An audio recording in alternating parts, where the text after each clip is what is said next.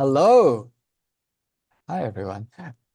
Actually, one thing we seem to, great. Okay, everything is fine. Hi, everyone. Well, welcome to our Math Counts State Competition Live Solve. I'm sort of your host. I'm Po-Shen Loh. I actually am really, really proud and happy that we're able to do this collaboration together because Math Counts changed my life. It was actually how I got introduced to middle school math competitions and actually got introduced to hard problems, which were a lot of fun.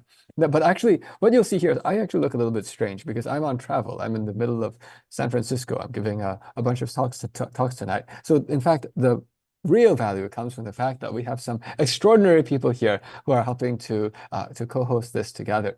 So I'd like to introduce them because in fact, they're going to be the main ones who are going over through questions. I'll make comments as we go, but let's do introduction by alphabetical order in terms of first name. So I think that's, oh, this is hard, but I think it's K for Kevin. Kevin, could you just say hi and then you'll take over the screen? Hello. Yes, this is Kevin Wan, and I just wanted to let you know he's actually a national math counts qualifier from my home state of Wisconsin. Is that right? Yeah, that's Wisconsin. That's Wisconsin. So we're very happy to have him here. He also has continued to do math competitions since then. He was a USA JMO qualifier, USA JMO honorable mention, in fact, and he's also the president of his high school's math team. And he plays piano and violin as well, like classical music. But with that, I want to introduce the next person. We have three co-hosts with me. The next one is Michael Budd. Michael. Hi, everyone. Yes, Michael Budd is also a national math counts competitor from the state next to Wisconsin. Well, one of the states next to Wisconsin called Illinois. And he was a four-time Amy qualifier. He plays piano, and he's actually also the president of his high school student government. And last but by far not least, we have Shelley. Hello. Yes, and Shelley is a national math counts competitor back in the day from the state of Nevada, which happens to be the state next to where I am right now. I'm in California right now. And she's an Amy qualifier, and she also enjoys video production and piano. You should check out her YouTube channel. It's pretty good. But with that, I'll say the way that we're going to do this, we do a round robin usually. Let's go round robin by order of first name. What's going on here is this is a live solve. So this is something where we haven't looked at the questions before. I certainly haven't. And what's going to happen is that each of the three co-hosts is going to go, and I'll occasionally throw in some additional commentary just to keep this thing lively. But with that, let's go ahead. Kevin, do you want to run away with the first one? All right, let's go. So, let's get started with the first question then. And the first question says, if 10 more than twice a number equals 48, what is that number? Okay, so we're solving for a number. That means we should probably assign a variable to it. We'll just call it x. And then, let's see, the problem says 10 more than twice that number. So first, we're going to multiply it by 2. So that would give us 2x. And then we add 10 to it, and that must equal 48. So now this is pretty straightforward. We just have to solve for x. We subtract 10 from both sides, and this gives us 2x equals 38, and then divide by 2 to get x equals 19. So starting off with some nice algebra. And if we check our answer, yep, 19. Yay, that sounds good. That's definitely one way of doing the question. I'll say if any of you did it the other way by working backwards, that works too. But let's keep going because there's some very interesting questions, I'm sure, down in the list. And I see Michael Budd ready with eggs. All right. So we have 10 eggs and they cost 75 cents. And we want to figure out how much it will cost to buy 32 eggs. And so I'm going to write it out like this. So we have 10 eggs, and that equals 75 cents. 75 cents is, I'm going to say 3/4. People don't say 3/4 of a dollar, but I'm going to say 3/4 of a dollar. And that's going to get us a nice ratio. It's something like that. And so we pretty much multiply 3/4 by 32 over 10. And that gets us, what's that out? That gets us 24 over 10. That's 2.4, so $2.40. Nice. And that is indeed the correct answer. I will say, actually, when I read it, at first I was worried, is this a trick question? Because I was wondering if you have to buy like 3 sets of 10 eggs. But nope, you didn't get tricked. Only I got tricked. With that, I guess it's Shelley next. All right, let's take a look at number 3. So number 3 says that the arithmetic mean of 3, -4, 2, 0, 8, and x is 2. So we're trying to find the value of x. Okay, so to find the arithmetic mean of a set of numbers, we want to take the sum. It's basically asking us to find the average. So we want to find the sum of this set of numbers. So we have 3 minus 4 plus 2, and then plus 0. We can kind of ignore that in our sum because 0 doesn't do anything. And then plus 8 plus x. And then we have to divide by the number of numbers in our set, which in this case looks like there's 6 numbers in this set. And in this case, we do actually have to count 0 because 0 is in this set.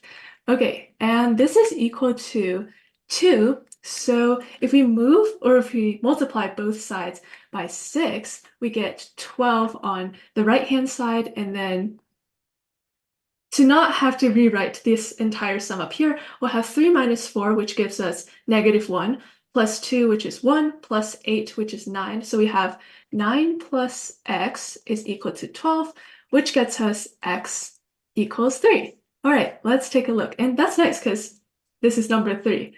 So let's see. And yes, we do get 3 for 3. Clearly, this was meant to be 3 because it's number 3. Well done. I guess that goes on to Kevin. All right, on to question 4.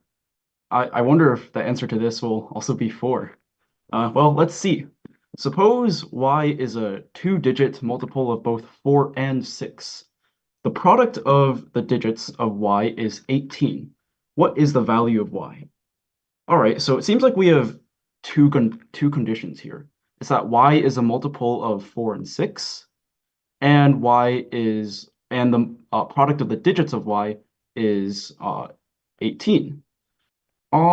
With these questions where it's like 2 restrictions, I think it's easier if we start with the more restrictive one. So is it more restrictive to have something a multiple of something or the product of the digits to be equal to something? I think it's more restrictive if we look at the product of the digits first, because there are only so many ways that we can multiply to 18. So how can we multiply to 18? Well, let's see. We can do 1 times 18. We can do 2 times 9. We can do 3 times 6. And I think that's it. Yeah, that's it. Although we could also flip the order around, but let's see. Can we choose 1 and 18 as the digits? No, we can't because 18 is not a digit. 18 is a 2-digit number. So let's remove this choice. Now what if we consider 2 times 9? Can the digits be 2 and 9? Well, we could have 29 or 92. But these don't seem to be multiples of 4 and 6. 29 is odd, so it's obviously not a multiple of 4, and 92 is a multiple of 4, but isn't a multiple of 6. So it looks like 9 and 2 also do not work, which means that we are left with 3 and 6. So we have to try 36 and 63. And you can kind of think your way through this. It can't be 63 because 63 is odd. So therefore, it has to be 36. But wait, let's take a look back at the problem. Oh, never mind. I thought it was looking at y's digit. Never mind. We are done with the problem. The value of y is 36. So let's take a look. Yep, there we go. Yay, that was good. Actually, great strategy. Work with a more restrictive thing first. I'll also say random thing, like when you got to the 29 and the 92, it is interesting. You were like, oh, not a multiple of 6, because the multiple of 3 thing actually is about the sum of the digits. Has to be a multiple of 3. So in fact, the 29 and 92 both won't work. But in any case, this is great. Let's go on. Michael, you're up. Oh, Michael, you're a bit muted right now, I think. Yeah. Oh, thank you. Our friend Emily is taking a spelling test. There were 20 words on this test, and each correct answer is worth 5 points. Each wrong answer is worth -3. And so we want to know that since she earned a score of 68, we want to know how many words did Emily spell correctly. And so we're going to let x equal the number of questions she answers correctly. And we're going to let y equal the number of questions she answered incorrectly. And we know that there are 20 questions total, so x plus y equals 20. And then we know that, well, each correct answer is worth 5 points, and each incorrect answer is worth 3. And that gets us to 68. And so we want to solve this system of equations. And so I'm going to multiply the first equation by 5. So everything is going to be 5 times greater. So that becomes 5x plus 5y equals 100. Just like that. And so I'm just going to subtract the equations because that gets rid of the 5x's. We find 8y equals 32, so y equals 4. Now, y is actually the variable we want because y is the number of words she spelled incorrectly. Therefore, Emily spelled 4 words incorrectly. And I'm going to check that. And yep, she misspelled 4 words. Awesome. That's probably the most efficient way to go. Let's keep going. All right, number 6. So number 6 tells us that Carter has several tokens, and they're each worth 25, 10, or 5 cents. And the weight of a 25-cent coin is 25 grams. The weight of a 10-cent coin is 10 grams, and the weight of a 5-cent coin is 5 grams. And so if the combined weight of all of Carter's tokens is 435 grams, what is the total value of his tokens? Okay, so the interesting part of this problem is it doesn't actually tell us how many of each type of token that we have. So we don't know like what kind of mix that we're dealing here. But the other interesting part of this problem is that it looks like for every cent, it's corresponding to every gram. Because if we have 25 cents, we quote unquote buy 25 grams. If we have 10 cents, we kind of buy 10 grams. And for 5 cents, we buy 5 grams. So it looks like for every value of 1 cent, this is equal to 1 gram. And because this is consistent for all 3 of the cases, it doesn't actually matter what type of coin we have. The only thing that matters is that we have this conversion factor that does not change, the fact that every cent equals 1 gram. So actually, because we have 425 grams or 435 grams that we're dealing with here, we can use this conversion factor and then say that for every 435 grams, we must have 435 cents.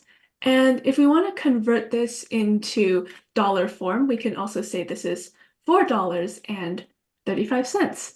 All right, and I see a lot of that in the chat. Let's see if that's it, and hooray! Yes. Yes, that was well done. Actually, I was looking at that and I was like, what? How do you use all this information? But that's a good one. I'm actually kind of glad that real life isn't like this because otherwise, if you want to buy a house, I think you have to carry a lot of weight to buy that house. So anyway, all right, let's keep going. Back to Kevin. All right, question number 7. Point O is the center of 2 concentric circles shown. What is the area of the shaded region? Express your answer in terms of pi. All right, so we're trying to find this ring thing right here. I think the easiest way to do this would just be take the whole circle and then subtract the center circle right here. And then that will give us what's left, which is this ring. So let's find the area of the whole circle first. What is that? Well, we need the radius of it, and it looks like we can use the 16 down here because 16 covers the entire chunk, like all the way from here to here, which means it's a diameter of the big circle. So that means that if the diameter is 16, then the radius equals 8. So the area of the big circle would be 8 squared times pi, which is 64 pi. And then the smaller circle, they just directly give us the radius, which is 5. And that means that the area would be 5 squared times pi, which is 25 pi. So then we just subtract these two values. And that turns out to be, let's see, 39 pi. All right, let's see. Oh, 39 pi. Nice. Yay! That's right. That's right. Actually, I also want to say I really appreciate how everyone's engaging in the chat. So first of all, that was a great way of doing the problem. The main thing about this one is not make a mistake by forgetting to divide the diameter by 2. So good job. But in general, if you're wondering how people are chatting and if you haven't used our system before, I'm sorry, I forgot to explain. Send a message to chat relay, and then your messages will appear here on the screen. So, all right, with that, onward to Michael. All right, so we have a recipe and it calls for 32 ounces of pickles and 1 packet of drink mix, and then 3/4 a cup of sugar. And so the recipe amounts are increased proportionally. And so we have 12 cups of sugar and we want to know how many ounces of pickles we want. So first we see this packet of powdered drink mix is kind of irrelevant because we're not using it in the problem. And so we have this ratio, 32 ounces per 3/4 a cup. We're going to increase that 3/4 a cup all the way to 12 cups. And so we're going to multiply everything by 12 over 3/4. So that equals 12 times 4 over 3 equals 16. We multiply everything by 16. That way 3/4 becomes 12 and 32 ounces becomes 32 times 16. Now I'm going to do some quick mental math. I know 32 is 2 to the 5th, and I know 16 is 2 to the 4th. Our answer is going to be 2 to the 9th. I know that is 512 ounces. And so we're going to check the answer. It's 512 ounces. Yes, nice trick you did there, by the way, with the powers of 2. That's a great way to minimize mistakes. I do have to say, though, as I was reading the question, I was like, what exactly are you making?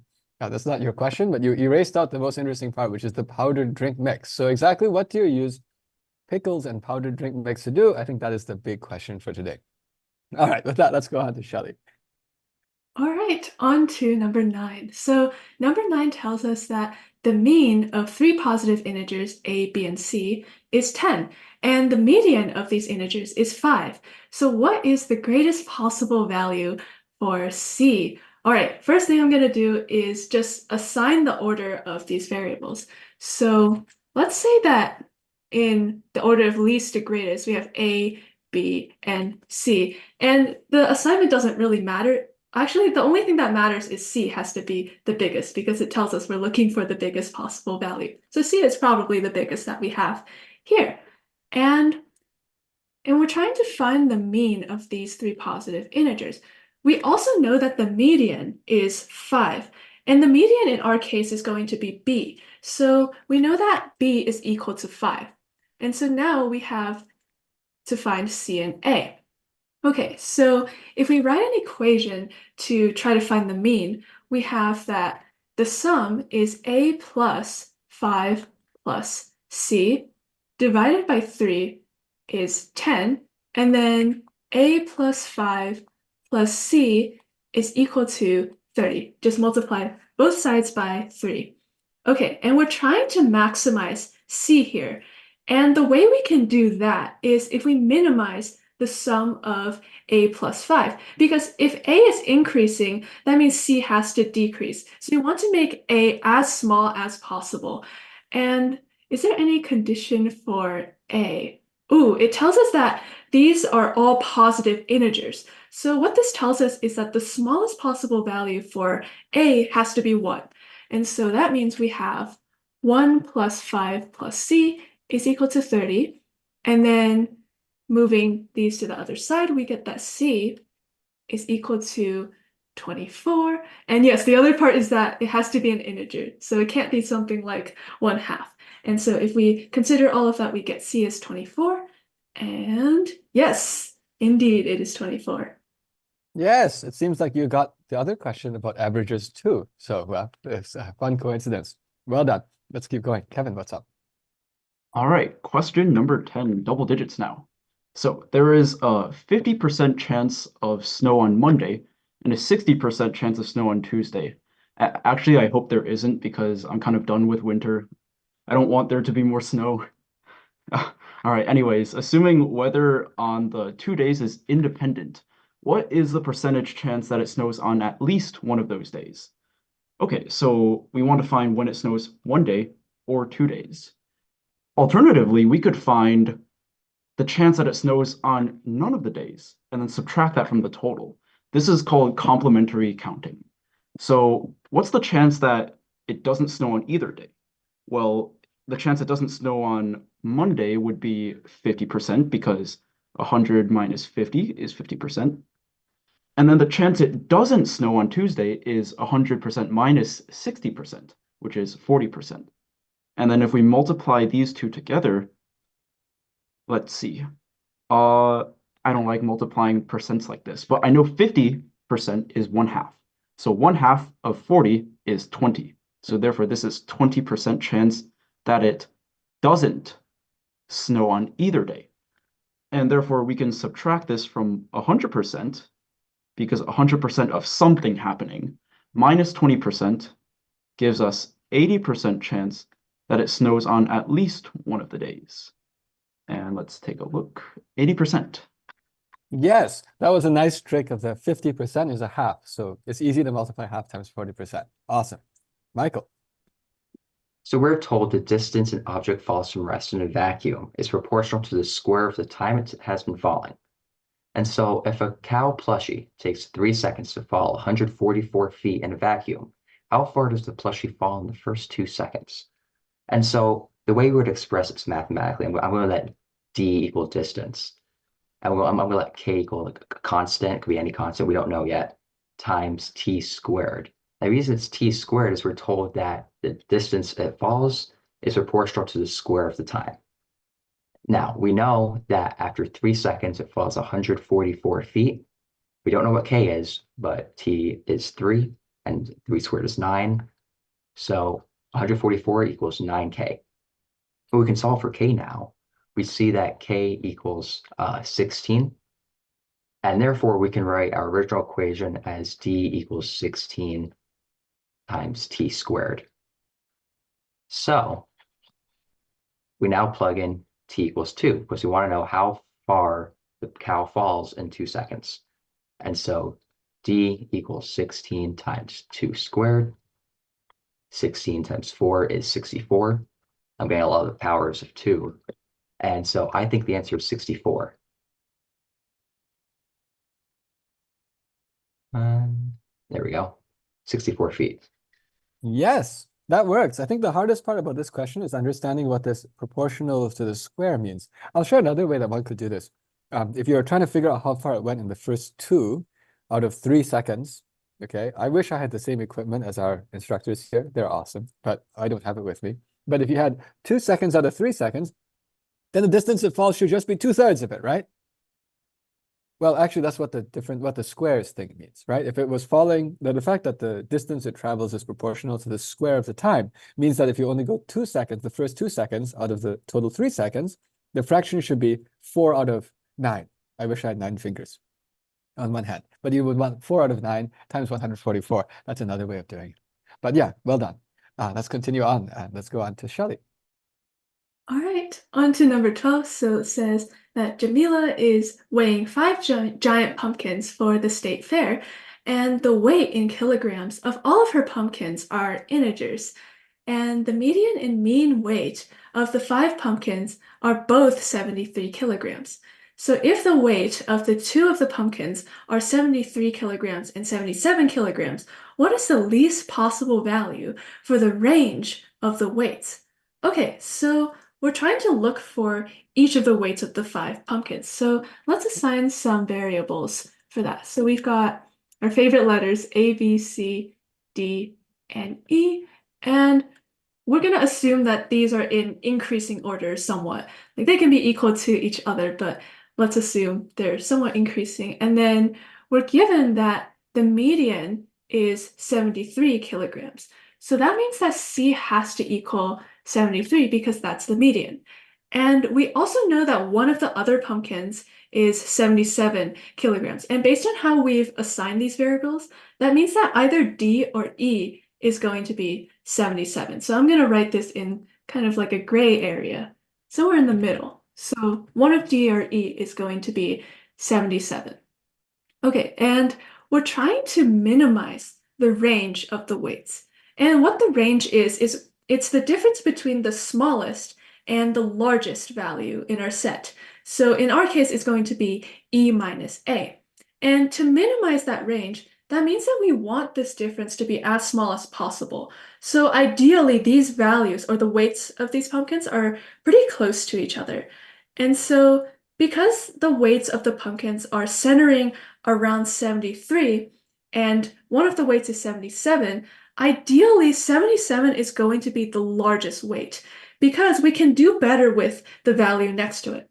See, if you let 77 be our largest value, we can let D equal 73, for example, because if we let D equal 77, that means E has to be 77 or greater. And that's not very good because that means our range is going to increase. So if we let E equal 77, okay, let's see what we can do about A and B. So we want A and B to be as large as possible because that gets us closer to kind of this center here, which is this 73. And so what we can do here, we know that the mean weight also is that it's 73. So the mean weight is 73. All right. So let's see what we can do here. Because E deviates from the mean by +4, that means A and B have to somehow counteract this by a -4. So that means, for example, like B could be 73 and then A is 69, for example. That means that this weight of a -4 is accounted for. And so let's see. So a weight of -4 has to be accounted here. And we don't want this difference to get any larger because that's going to make our range bigger. The larger this negative value is, the more negative, or the smaller the weight has to be for A and B. So we're going to want D to equal 73 so that we're not adding any negative value to here to have to counteract for a larger weight. So let's see what we can do about A and B now. We want A and B to be as large as possible. So we've got a couple of options. Mentioned earlier, we could have 69 and 73, but we can actually do better than that. We can make these two values closer to each other.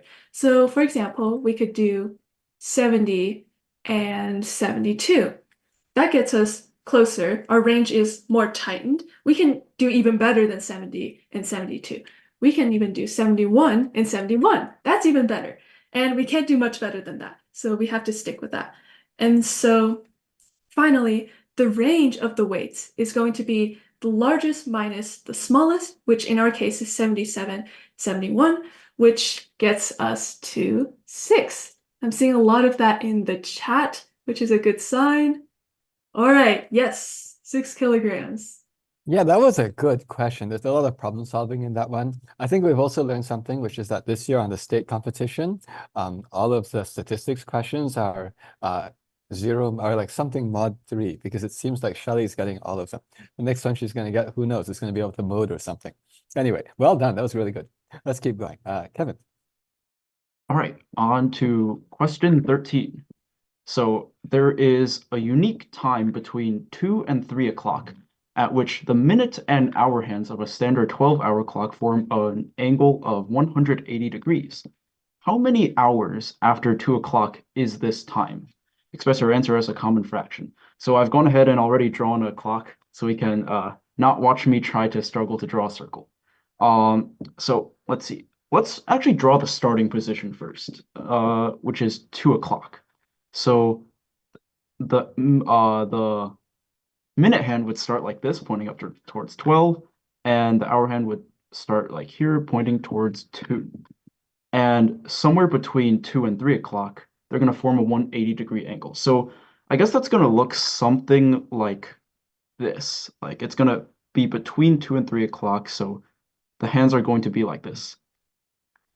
That doesn't give us too much information, so let's try to assign some numbers to this, or some variables. Let's solve for h. H is the number of hours after 2 o'clock that were where they form that 180-degree angle. I know that the minute and hour hands move at different rates. The minute hand moves much faster. So let's try to maybe look at, what if we model the angle as a function of h? So let's first look at the minute hand.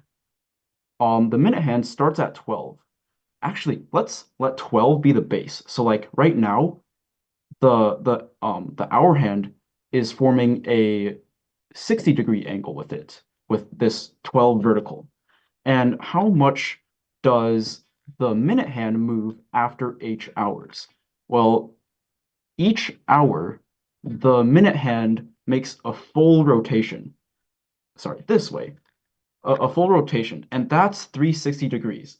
So that means that the minute hand after h hours ends up at 360 h. 360 h degrees relative to this starting position of the 12. So basically it went that much clockwise.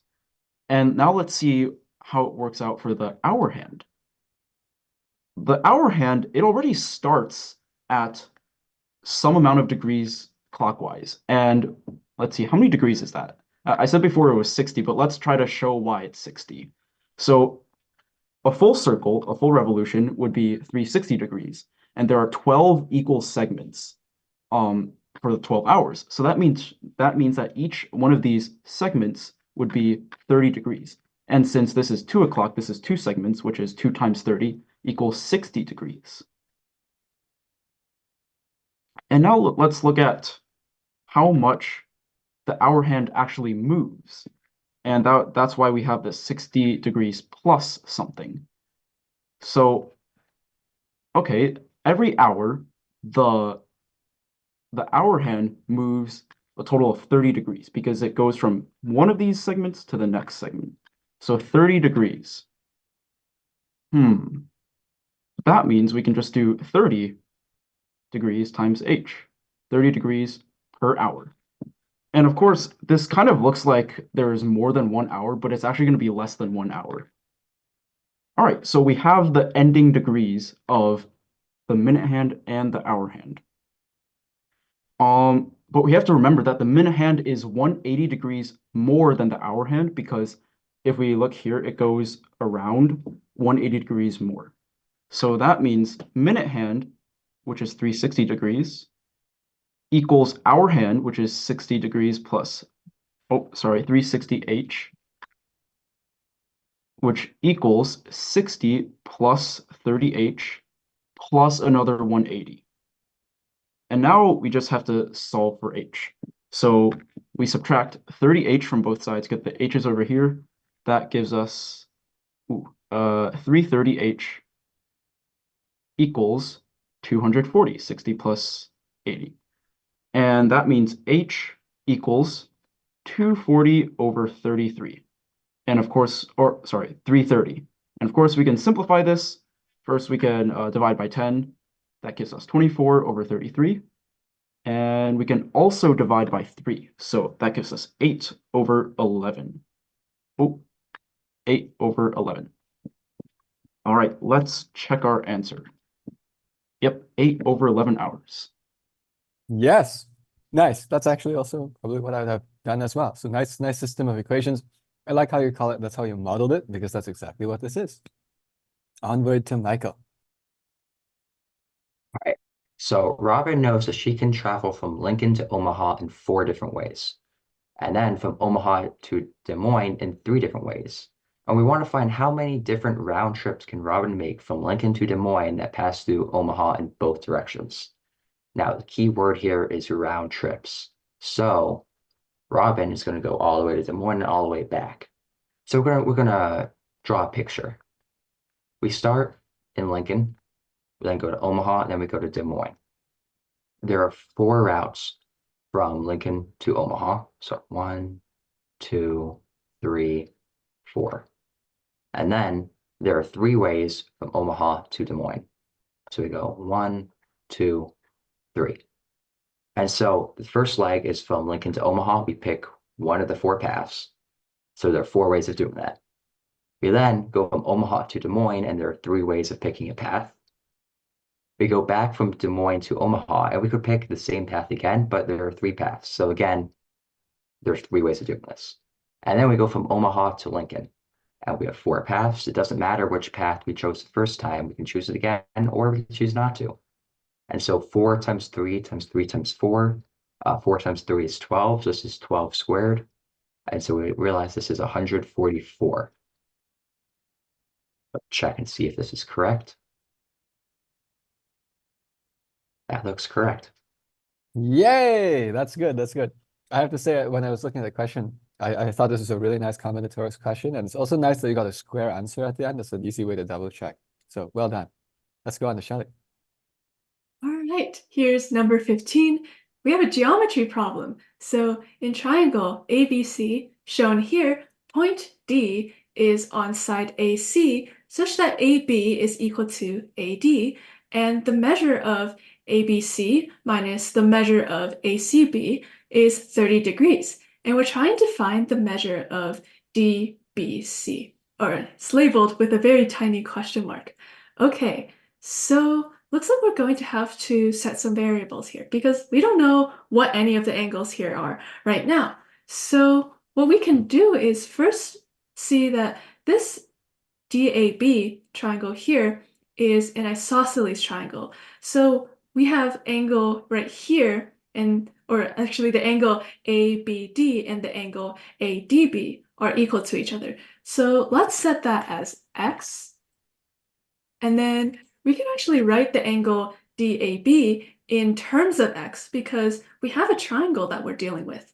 So we know that because the angles sum to 180 degrees, and we know two of the angles, we can say that this third angle right here is going to equal 180 degrees minus 2x. All right, what more can we do? We can also say that CDB is going to be 180 minus x because we have a straight line AC, and if this line DB cuts out this angle, we know that the other angle is the supplementary angle of it. So we can say that angle DCB is 180 degrees minus x.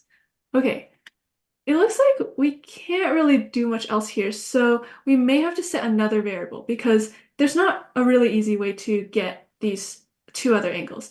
So let's set the angle that we're looking for, or angle DBC, as y. So we set this equal to y. Well, we know that we have another triangle here with DCB, and that again, the angles have to sum up to 180. So that means the measure of DCB has got to be x minus y.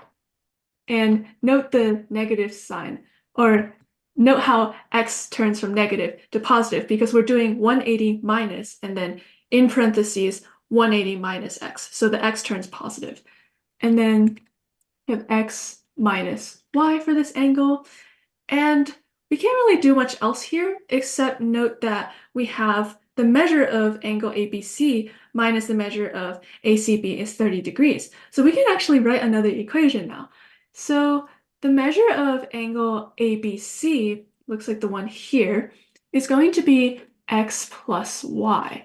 So we've got x plus y, and then minus the angle ACB. That's what we found earlier in this orange text here. So x minus y. So minus, and then x minus y. We know that this is equal to 30.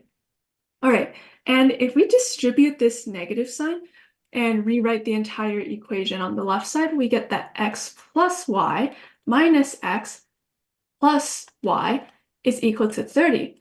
And the nice thing here is that the x's cancel, and then we get that 2y is equal to 30, and that y is 15. But what is y? Y is actually the angle that we've been looking for because we labeled that y here. So we got to the end. Y should equal 15. Let's do a check, and hooray, 15 degrees. Wow, this is good. While you were doing it, I was like, oh no, we're gonna get stuck. You're gonna get two variables and not enough equations, but it canceled. So nice. Okay, let's go on, Kevin. All right. Question 16. If x, I don't know what that symbol is. I'll just call it star. If x star y equals x plus y plus xy over x squared, what is the value of this thing? Okay, that's a lot to deal with. I don't know. Maybe we just try doing it for a little bit, see what we can get. Like maybe stuff will cancel out, maybe it won't. Well, let's start with this inside of the parentheses because we have to do that first. Just to like test the waters a little bit. 5 over 2024 star 1 equals, so this would be x, y, this, so then we can do 5 over 2024 plus 1 plus 5 over 2024 over 5 over 2024 squared. Oh, wow. I don't want to do that. That looks really messy. Also, we have to do this another time and another time. So there's probably a trick to this. Let's think of a trick. Um, maybe there's like some way we can just cancel stuff out. Oh, I see something. Everything in this bracket, on the left bracket, if we take the negative of that, we get the right bracket. Like 2 becomes negative 2 here. Negative 5 over 24 star 1 becomes positive 5 over 24 star 1. So let's just say that this is the same as some x star negative x. And how does x star negative x, or like, how does that make it more simple? Well, I think we can cancel some stuff out here. X star negatives, x star negative x. We plug that into this this equation here. We get x minus x squared over x squared. Okay, this is so much better than having to do this stuff 3 times. Because we can cancel out this x and negative x, so we're left with negative x squared over x squared, and that equals -1. Okay, that's kind of satisfying. We did all that and just got -1. And let's check the answer. It is indeed -1. Yay! Okay, I have to say, this is the beauty of watching a live solve because you just got to see the reaction the moment that Kevin was like, aha, I don't have to do this thing. And this is exactly what it feels like to do these problems. So kudos to MathCounts for coming up with these. I will say, MathCounts, you were very kind to us by making it so ridiculous that people know that they're not supposed to work out the middle. But in fact, if somebody had made something, if the problem had been made with just like some, reasonable numbers that aren't fractions, a person could have spent a long time doing this problem thinking they're supposed to chug through it. So yes, well done. Shelley, on to you. All right, so let's take a look at 17. So 17 tells us that the top row of this figure shows the letter printed on the front side of 6 cards, and the bottom row shows the image printed on the back side of the corresponding card.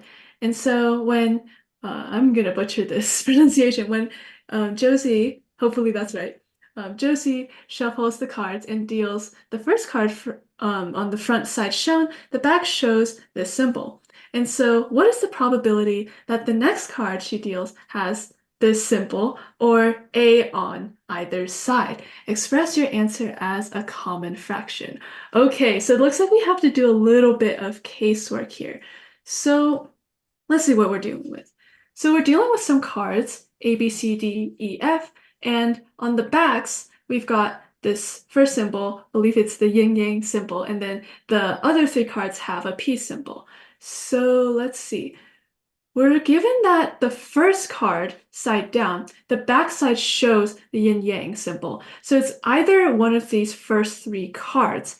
And we're trying to look for whether the next card dealt has a peace sign or an A on either side.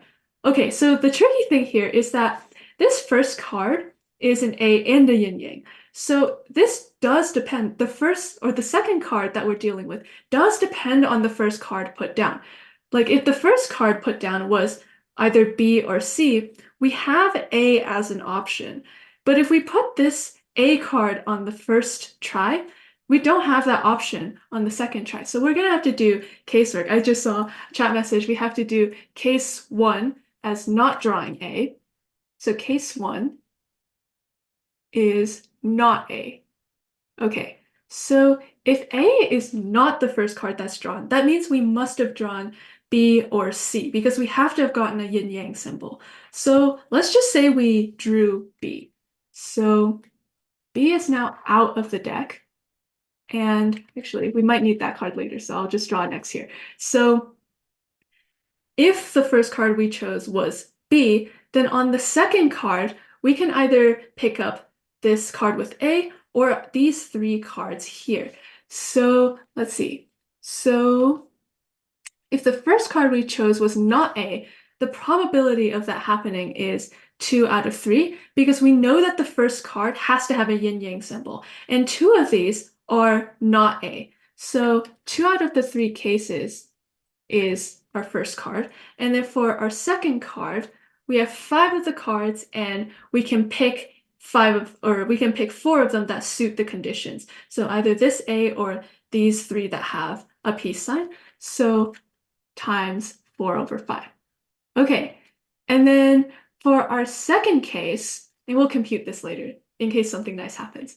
In our second case, we do select A.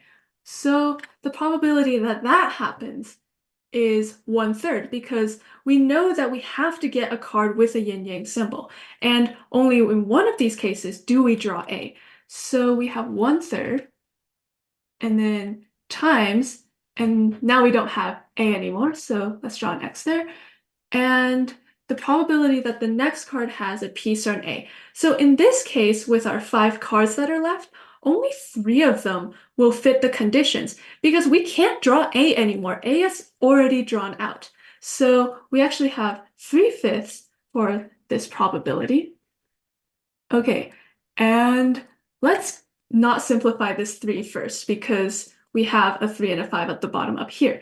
So if we compute each of these two cases, for our first case, we get 8/15. And then for our second case, we get 3/15. And if we add the two of them, I see some of you are a step ahead of me on this one. If you add the two of them, you get 11/15. All right, let's see. Yes, we get 11/15. Awesome. Yes, it's always satisfying to do a probability question. What in the world just happened to my thing? Anyway, I think this must be one of these funny Mac effects. But anyway, apparently I have visual effects. In any case, so well done, well done. I'll say is if you were doing this problem, one other way to do it was with something called conditional probability, like probability of A given B is the probability of A and B divided by the probability of B. But what Shelley just did is she worked out the details of just figuring out, with the first card, it's either 2/3 one way or 1/3 the other way. Very nice intuition. Right. Wonderful. Yeah, people said that's the new Apple update. So apparently when you do 2 thumbs up, you can randomly make fireworks happen. Exciting. Let's continue going. Okay. Onward back to Kevin. Oh, was it Michael's turn? I thought Maybe I can't do alphabetical. Do I not have it right? Let me see. I think you skipped Michael that Oh last no, did I time. skip Michael? I just didn't know what I was doing. Oh, that's why Michael's ready. Okay, this is called I don't know what I'm doing. Let's go on, Michael. All right. So the figure shows the graph of y equals ax squared plus bx plus c, where a, b, and c are all constants.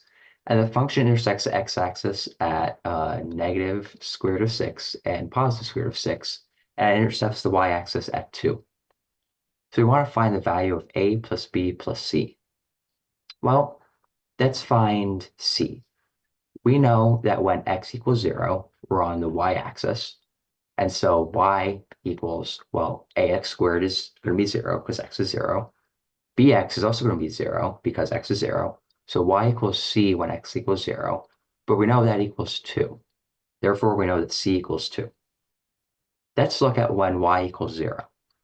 We have y equals 0 equals a x squared plus bx plus 2. And we know when y equals 0, we have x equals negative square root of 6 and x equals square root of 6. And so we're going to plug in square root of 6. Negative 2 equals 6a plus square root of 6b. We also have negative 2 equals 6a minus square root of 6b when x equals minus square root of 6. And so I'm just going to subtract the second equation, right? So then we have the negative 2's cancel out. We have 0 equals, well, 6a minus 6a is also 0. We have 0 equals 2 square root of 6b. This means that b equals 0. That helps our sum. And so now we look at A. We know that because the b's cancel out, just 0, -2 equals 6a. Well, that means that a equals -1/3. And so we have our three constants. C equals 2, b equals 0, a equals -3, -1/3. And so we sum that. We just have 2 minus a third. That is 3/5. I'll write it down over here. 3/5. Let's check if that's correct. It is. Yeah, I mean, I think you meant 5/3, but that's exactly what you wrote. Anyway, it's all good. Oh yeah, you were trying to make the whatever. However this happens. Now I need to know how to trigger these things. But yeah, well done, well done. That's definitely the right answer. I think it's very neat because I saw the A, B, C. I was like, are we gonna have enough equations to figure this out? But because of the symmetry, actually, if it's a parabola which is symmetric around the y-axis, the B equals 0. There's actually a nice theorem. I don't know if you guys remember what the formula is for the what is it called? The vertex of the parabola. If anyone remembers, type it into the chat. But there's a way to get the x-coordinate of the vertex of the parabola. And the vertex, yeah, well done. So I see that already went into the chat. Aaron Lynn, thank you very much. Right, so now you know b minus b over 2a, that's 0. So b happens to be 0. And thank you, Tina, too. With that, now since I had the alphabet obviously wrong, we're going to try to come back into the right order. So let's go on to Kevin. All right, question 19. If a, b, and c are all positive integers greater than 1, for which a plus ab plus abc equals 415, what is the value of c? Okay, so let's rewrite this bigger. So a plus ab plus abc equals 415. Okay, first thing I notice is that each of these three terms has an a in it. So let's factor out an a. We can rewrite this as a equals 1, or sorry, a times 1 plus b plus bc equals 415. Okay, I don't know if we're able to factor this thing right here, 1 plus b plus bc, like very easily. So maybe we can see what a is. Let's first factor out 415 actually. Let's see what a could be. Maybe that can narrow down our search for b and c as well. So 415 equals well, it's divisible by 5, so equals 5 times, let's see, 83. Okay. Oh, and wait a minute, 83 is prime. This is good. It means that we don't have to actually check a lot of numbers, because if there are a lot of factors, we would have to check a lot of values. So 415 equals 5 times 83.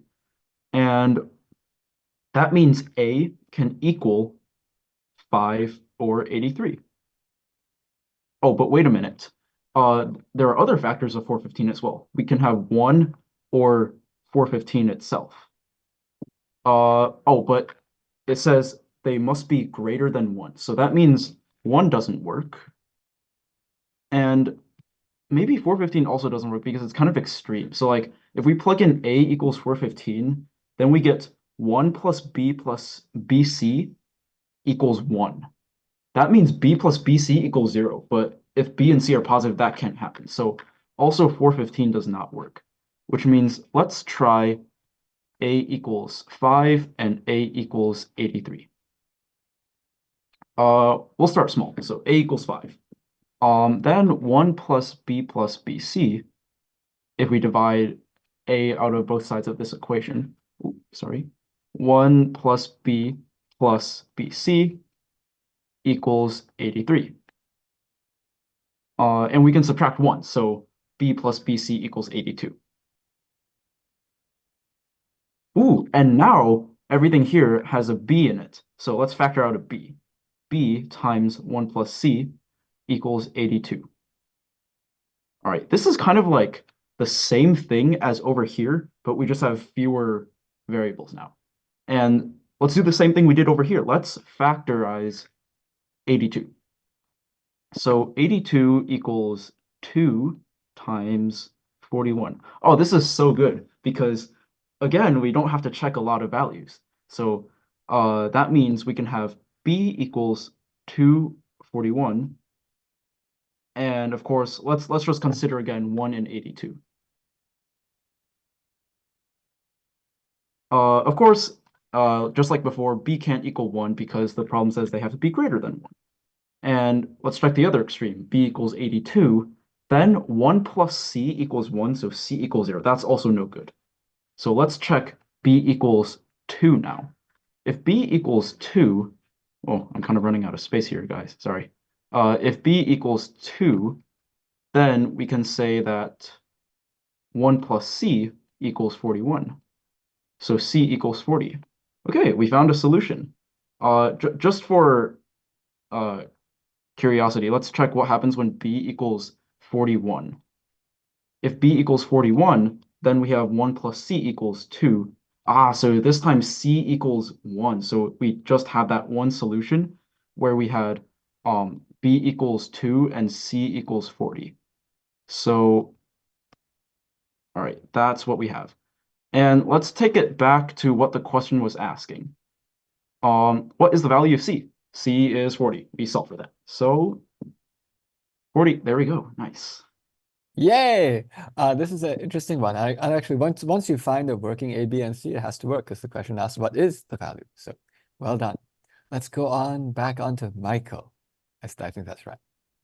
So the height of a right circular cone is 12 meters, and the surface area of the cone is 90 pi meters squared. But we want to find the volume of the cone. I want to express your answer in terms of pi.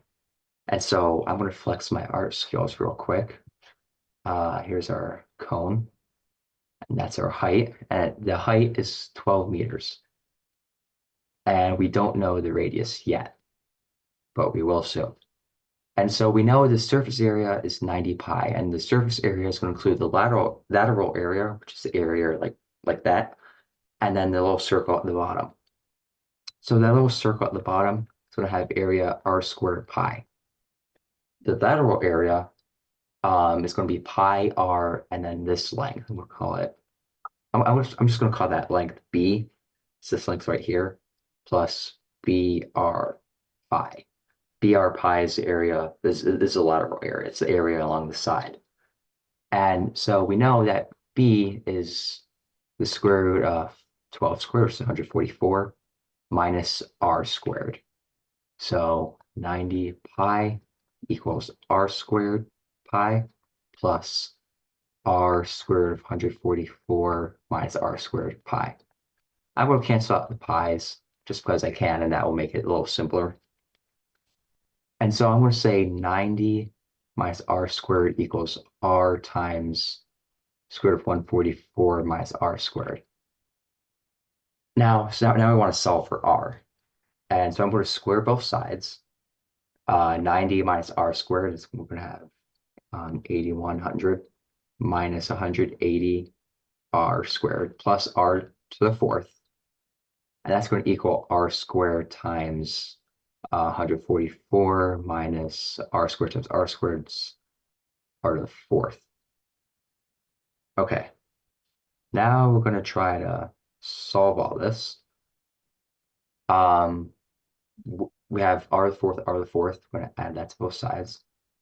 2 r to the fourth. I'm going to try to subtract 144 r squared from both sides. That gives us 324 r By the way, squared. Michael, I'm just going to jump Yeah, in. Maybe I have a mistake here, but is B square root 144 minus R squared or plus?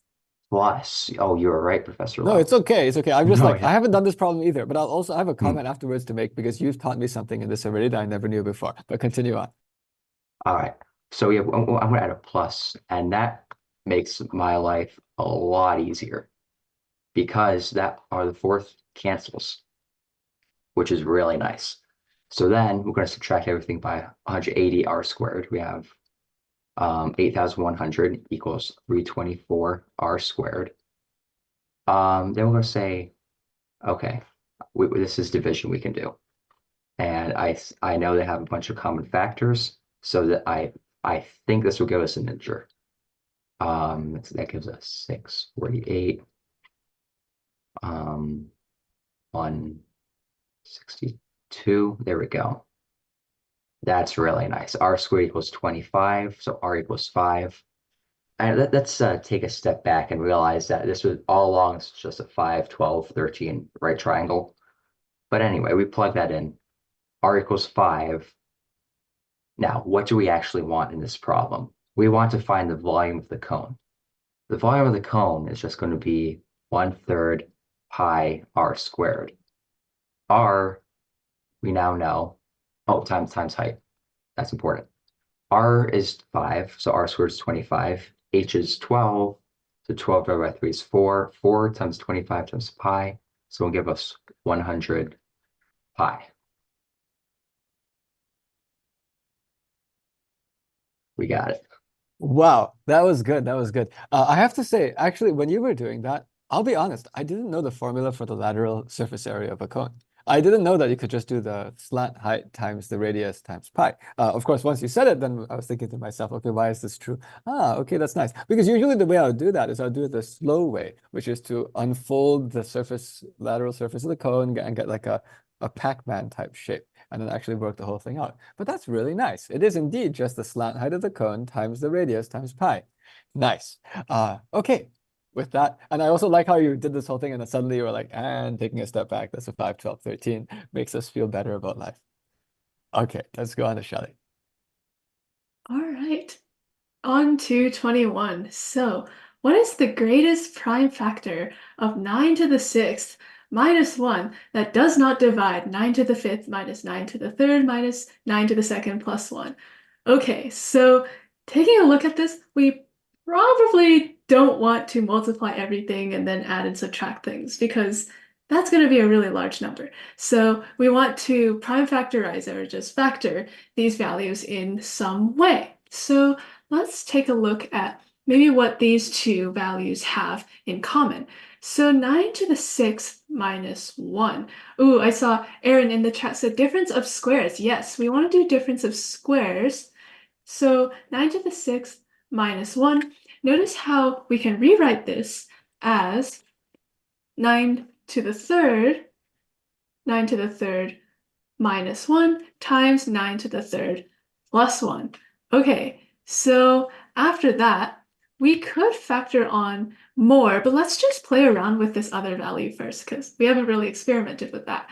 So with this other value, notice how these first two terms differ by a 9 squared, and the last two terms also differ by a 9 squared. So we can do some nice factoring here.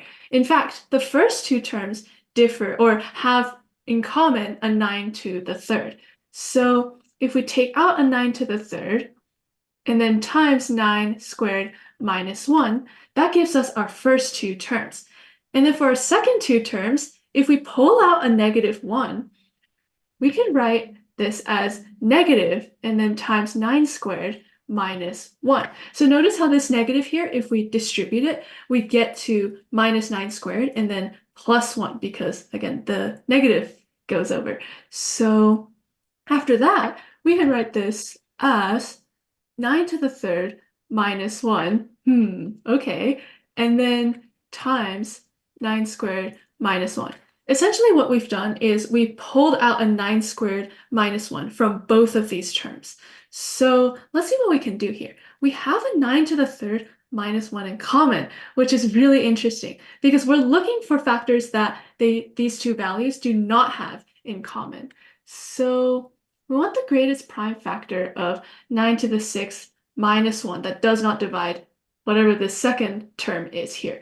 So we know that the factor cannot come from this 9 to the 3rd minus 1 term because that's already over here. Whatever factors that come out from this, it's going to divide into this evenly. So we can cross out this part. We don't have to consider that at all because notice how that's here, right? So let's take a look at 9 to the 3rd plus 1. Okay, 9 to the 3rd plus 1. So 9 to the 3rd is 729. And then plus 1 to that gets us to 730. Okay, so 730 we can write as 10 times 73, and 73 is prime, so that's nice. So we have 2 times 5 times 73. And so let's see if that shares anything here. So with the 2, we know that's shared because over here, with the 9 to the third. Yes, 9 to the third minus, or yes, that was supposed to be 9 squared. So 9 squared minus 1. That gives us 80, and 2 divides into 80 evenly. So we can't have 2. We also can't have 5 because 5 also divides into it evenly. So that leaves us with 73. All right, let's take a look. Yay, 73. Yay! Okay. Actually, one little comment. I saw somebody put in the chat there's a sum of cubes formula or something like that, or difference of cubes formula. And there you could use that too. That's another way. But regardless, this is well done. Somebody else asked what happened to the stars. Actually, the way the system works is that if your stars haven't changed in a 10-minute period, then they time out. But that's okay. That just means keep talking, keep saying good stuff. I actually myself, I'm going to say right now, I apologize. I will have to drop off of this only because I'm in San Francisco and I'm scheduled to give another talk tonight in Foster City, which I need to go over and get ready for. However, for the rest of this, which is about 20 more minutes or so, we still have 3 awesome people. So I'm going to turn it back over to Kevin, and the 3 of you will take it from here. It's a great pride of mine to be able to work with them, and it's a great pride of all of us to be able to work with math counts. Just as a strong recommendation, this is the state math counts competition. Problems, if you like these, make sure to register for math counts next year. It's a wonderful opportunity. Take care, guys. Bye, Professor Loh. All right, let's take a look at the next problem, which is number 22. So 3 fair nickels and 2 fair dimes are tossed. What is the probability that at least 2 heads are showing and that at least one of the heads appears on a dime? Express your answer as a common fraction. So we have that word at least again.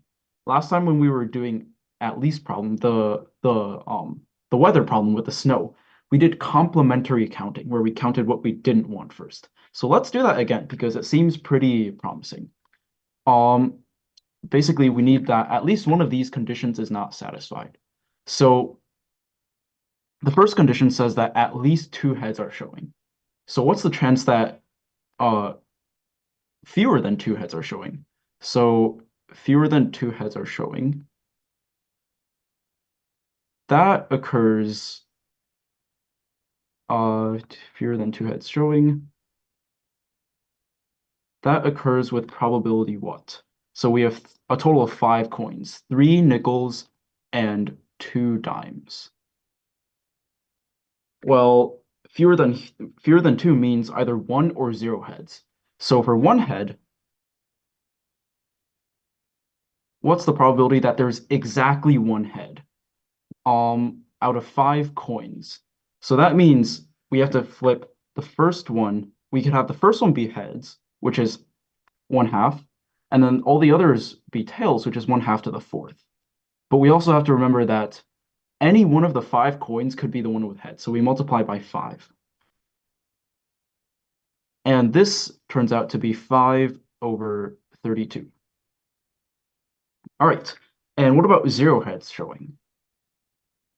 Well, that just means that every coin must flip into a tail, which occurs at probability 1/2 to the 5th, which is 1/32. So if we add these up, this is 6/32, which is 3/16. All right, so we have that the chance that fewer than 2 heads are showing is 3/16. But we can't just do 1 minus that because we also have another condition that at least one of the heads appears on a dime.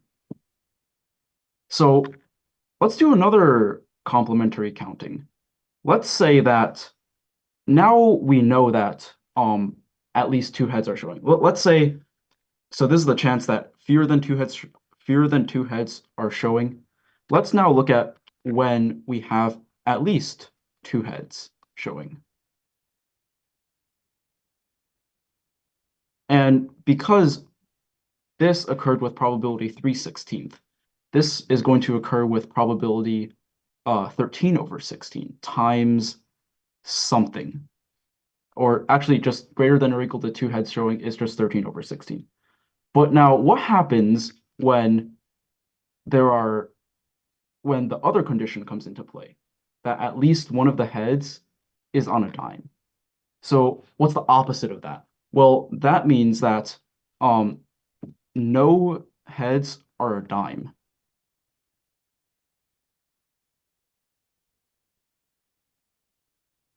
So let's say, well, let's do casework again. If we have exactly two heads, the chance that none of them are a dime, we have three nickels and two dimes.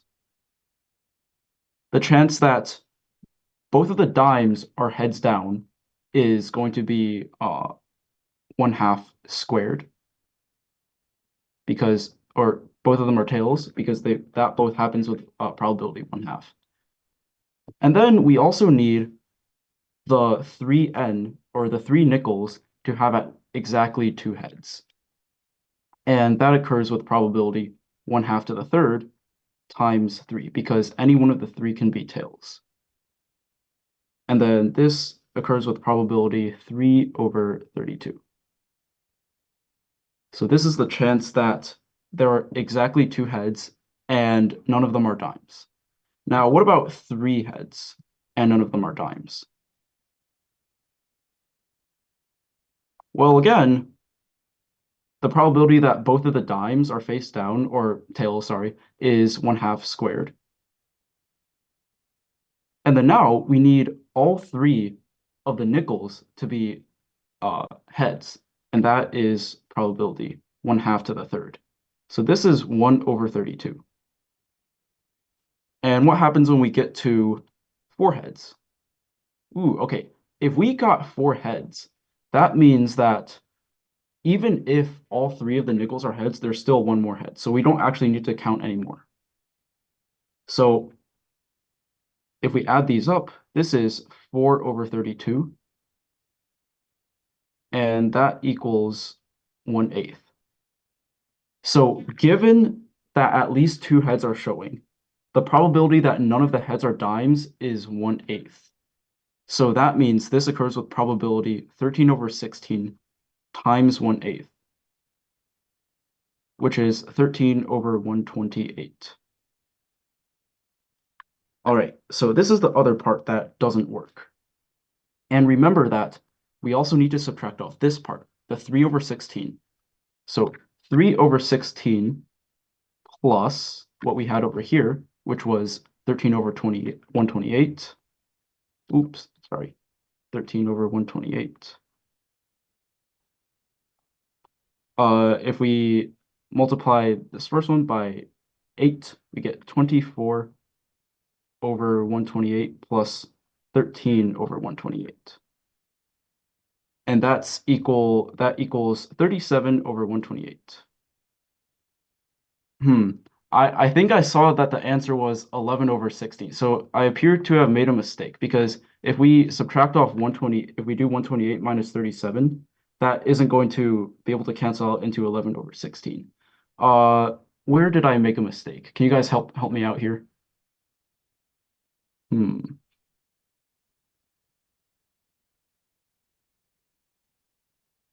Anybody in chat? Do you have any ideas? Wait, could you go back to the two heads and three heads? Because the 0 and 1 look fine. Mhm.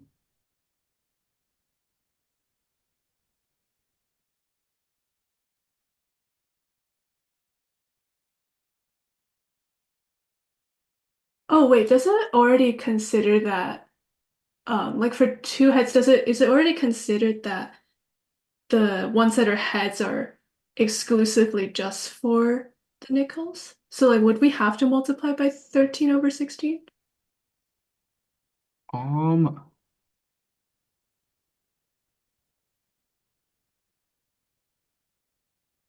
oh, that's true, because given these cases, it already accounts for the fact that at least two heads are showing. Okay. Thanks, Shelley. So let's take it back to the problem then. We do not need to multiply by 13/16. Over here, we just had the probability 1/8 that no heads are dimes. So if we add these up then, instead of this expression, it's just going to be 3 over or 13 or 3 over 16 plus 1 over 8. And then this equals 5 over 16. So then if we do 1 minus that, that becomes 11 over 16. All right, we struggled through it, but we got to the answer in the end. And thank you, Shelley, for your help. All right, so we have a circle shown, and we have 3 line chords in the circle.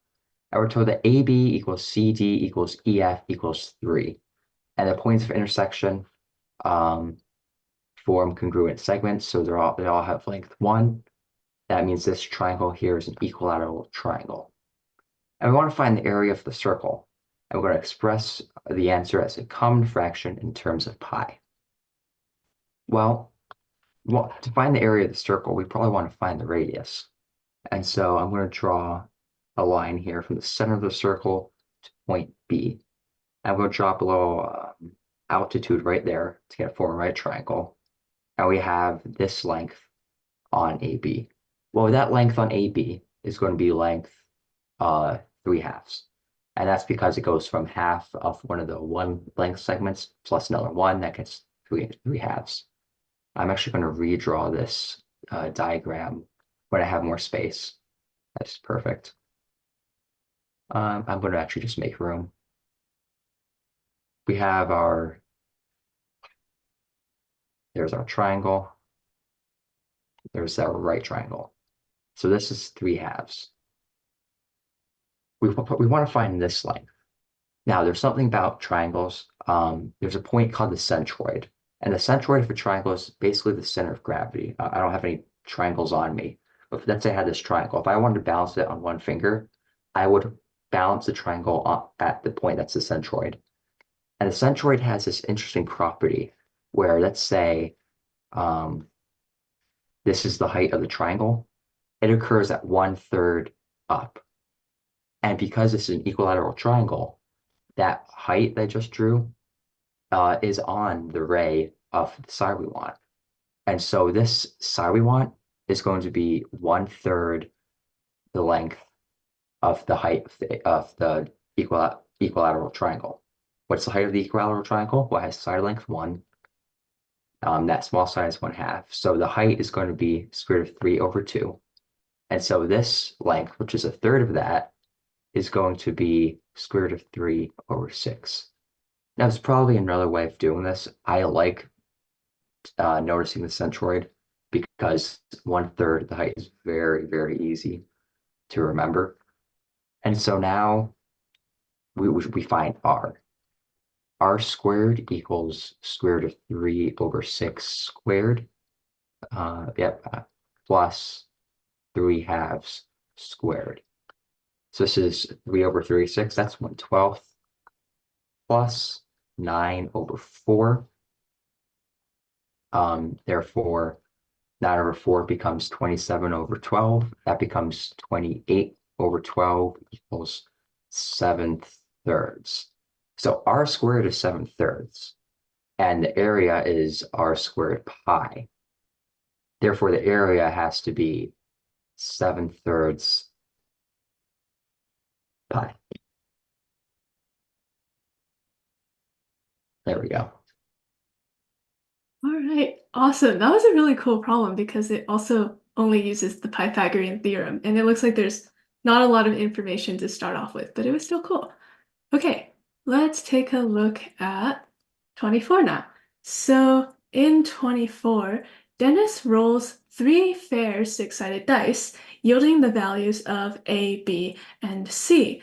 And it wants the expected value of this expression up here, and to express it as a common fraction. Ooh, okay, interesting. Okay, maybe one thing we could do is casework based on the differences between the values of the dice. So let's say, for example, like we have A, B, and C, and kind of like what we've done in previous problems, just assume that we have an increasing order of A is less than or equal to B is less than or equal to C. And this assignment doesn't matter. It's just for housekeeping purposes. So let's take a look. So our first case is maybe we can consider what happens if the differences are all zero. So for example, if we had A, and A. And in this case, well, all of these absolute values are going to go to zero because all of the differences are zero. So that gives us, and our value is going to be zero. And the amount of times that this can happen, that we roll values that are all the same as each other, are 6, because we have A can equal to anything from 1 to 6. So we have 6 as the total number of times. Okay, and let's just do our next case until maybe we can see something nice here. So our next case is, what happens if we do have a difference? So if we do have a difference, let's suppose our difference is 0, jumping between here, and 1. So something like A and then A plus 1 and A plus 1. Okay, and in this case, we're going to have the differences be 1, 0, and 1. And so the total value for here is going to be 2. And then the number of times this can happen, actually we can cut this down a little bit because we can have the difference be 0 and then 1. And the way we can write that is if we had A, and A plus 1. So the difference between these two guys are 0, and then we have a 1. Okay, so after that, that also gives us this absolute value of 2 because the difference between these two values is 0, these two is 1, and then these two is also 1. And then the number of times that this can happen is if A was equal from, well, A cannot equal 6 because if A equals 6, we would have A plus 1 is 7. And we can't, that doesn't exist on our dice. 7 is out of bounds. So this gives us from A to 5. And because we have 2 cases, we want to multiply that by 2. So we have 10 total values in this case. Okay, looks like we have a lot of cases to go. So let's take a look here. So we can do a difference of 0 and then 2. So we could do A and then A plus 2, A plus 2. And another way we can do a difference of 2 and 0 is if we had A, and A plus 2. Okay, and in this case, we'll have a difference of 2 and another 2 here. So the absolute value is going to be 4, or this expression. And then it looks like A can't be, let's see, A can't be 5 because again, that gives us a dice value of 7. So A can only be up to 4. So that gives us a total of 8 possibilities because we have these 2 cases here, each of us giving us 4 cases. So we have 8 ways here. Okay, let's take a look at if our difference is 0 and 3. So that can give us A plus 3, A plus 3, or A plus 3. Okay, and this is kind of similar to our previous cases. Our absolute value now is going to be 6. And then the number of ways this can happen is if A was equal to 1, 2, 3, or just 3, because we can't go any higher. So that gives us 6 cases right here. All right, on to onto the difference of 0 and 4. So we can do A plus 4, A plus 4, and then A plus 4. How is this a sprint question? That is a good question. Maybe that is the ultimate question. Anyhow, that gives us A can equal 1 or 2. So that means we have, let's see, A can equal 1 or 2. That means we have 4 total cases here. And then our absolute values is going to give us 8. All right. And then on to A and A plus 5, A plus 5. Actually, we only have 1 case, or let me write the other one as well. So we have A plus 5. And let's see, if anyone sees a shorter way, please let me know because this is a lot of cases here. Otherwise, I'm just going to proceed with this method. So with a and a plus 5, we're going to have one case for each of these because a can't be anything greater than 1, because otherwise we're going to get like a value that is non-existent on the dice. So we have two cases coming out here, and then the absolute values are going to be 10. Because again, we're looking for the differences between the dice values, right? We have a plus 5, which gives us 5, a plus 5 and a plus 5, which gives us 0, and then this other difference of a and a plus 5. Okay, so we're not done yet. We still have a lot of cases. So let's take a look at what happens if our difference is, let's say, like 1 and 1. So if our difference is 1 and 1, we have a plus 1, and a plus 2, because that means our difference is always going to be 1. And in this case, a can equal from 1 to 4. So here we have 4 cases. And then, let's see, and the total absolute value is going to be, let's see, 1 and then 1 and then 2. So the absolute value is going to give us 4. Okay, so let's take a look. And actually, another thing we have to consider here, okay. Another thing we have to consider is how we order the values, which we have not done yet. Because these 3 values can come in any order. So we don't necessarily have the 3 dice roll to have the smallest value come out first and then the largest value come out last. So let's see. Let's get to that later. What we can do to continue is, what if we have a difference of, let's say, 1 and 2? So we can have a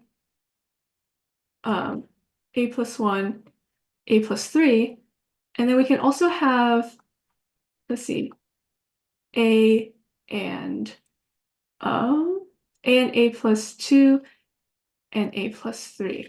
Okay, so that's going to give us, let's see, absolute value will give us 1 and then a 2 and then a 3. So 6 total.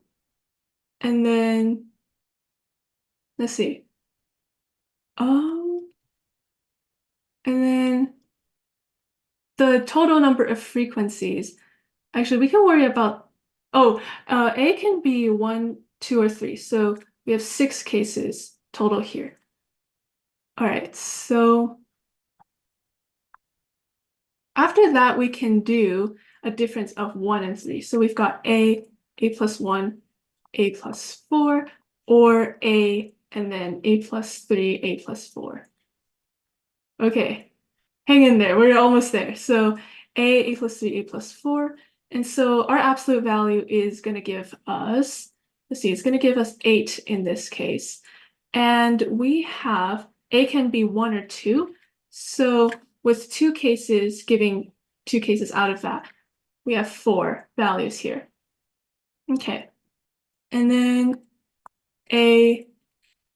and let's do differences of 1 and 4. So we can do a plus 1, and a plus 5, or a plus 4, and a plus 5. Okay, so in this case, a can only equal 1. So we have 2 cases total. And then the absolute value is going to give us 10 for both of these. Okay, and then let's go on to the differences of 2 and 2. So if we have differences of 2 and 2, we have a plus 2, and a plus 4. And then here, our absolute value is going to give us 2, 2, and then a 4. So 8. And then a can equal 1 or 2. So we have 2 cases total. And then after that, we can do a difference of 3 and 3. So actually not quite 3 and 3. Let's do a plus 2, and what's that? A plus 5. So difference of 2 and 3. And then that can also be A plus 3, A plus 5. Okay. And then our absolute value here is going to be 2 and then 3 and then 5. So that gives us 10. And then let's see. And we have only 2 cases here. Okay. So let's see. That is a lot of cases. That looks like that's all. That is a lot.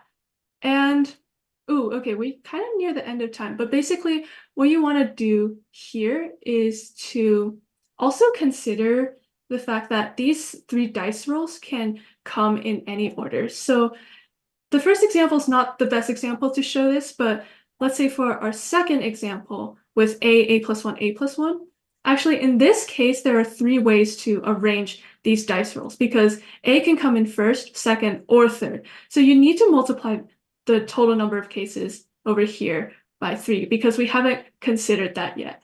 And you'll want to do something similar for each of these cases. Yeah, this is a long problem.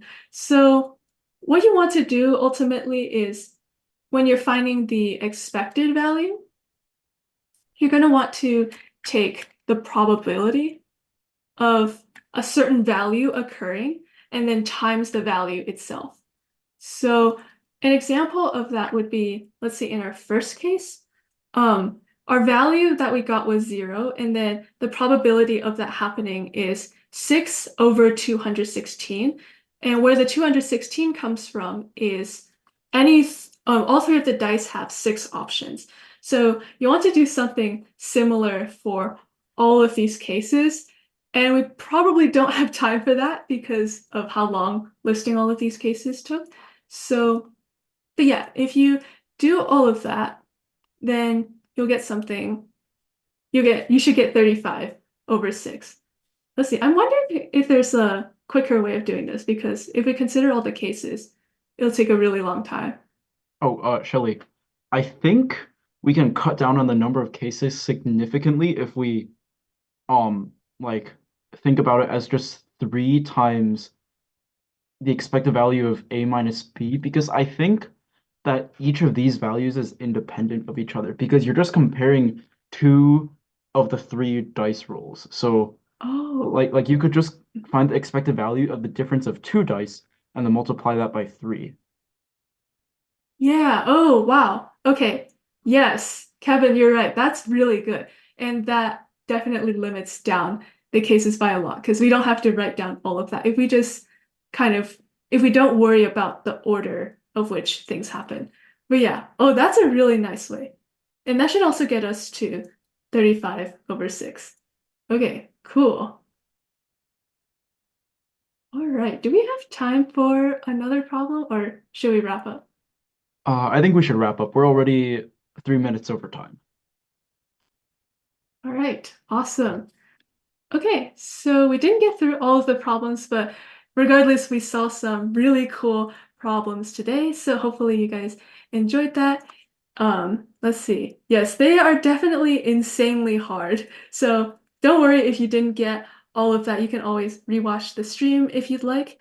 Um, and let's see. That should be all for today. So thank you everyone for coming.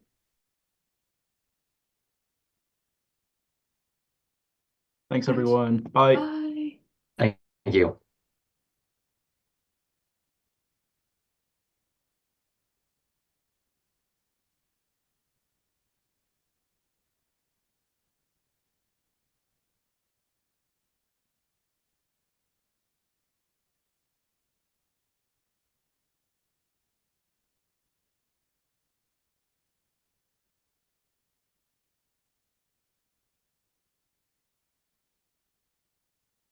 Oh, I see in chat, Ishan asks where the video will be posted. I think it's on um search on YouTube Daily Challenge by Po-Shen Loh, and then you should be able to find the stream there.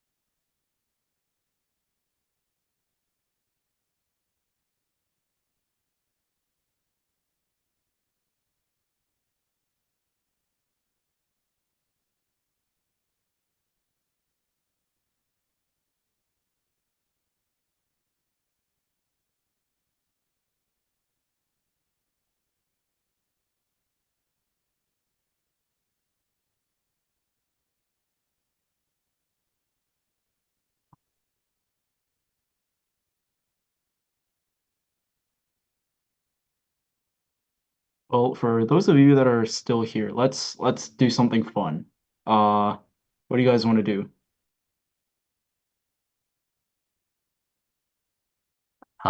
Do any of you know 2048 by any chance? Ooh, 2048, the like the game where you move the squares and then they like combine into bigger squares. Oh yeah. Is that a multiplayer game? Um, Wait, I'll see if I can pull it up. Ooh, what about the game 24 where you have to find ways to make 24? I was just thinking that actually. Yeah, 24. Yes. Let's pull up four random numbers and see if you guys can figure out how to make 24 with operations. By the way, who is still here? Like you could type something in the chat while this is kind of like the epilogue of our stream. Okay, let's Yeah. see. Um, Kevin, could you give me a random number? Uh, 3. Three. Okay, Michael, could you give me a random number? 7. Okay, and let's do 4 and 9. Okay.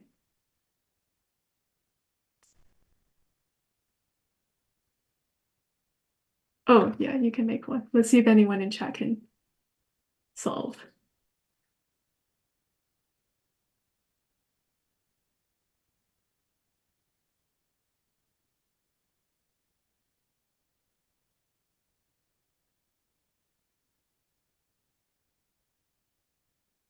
I think potato's a good answer. Um, Might not be what we're looking for. Potato is a good answer.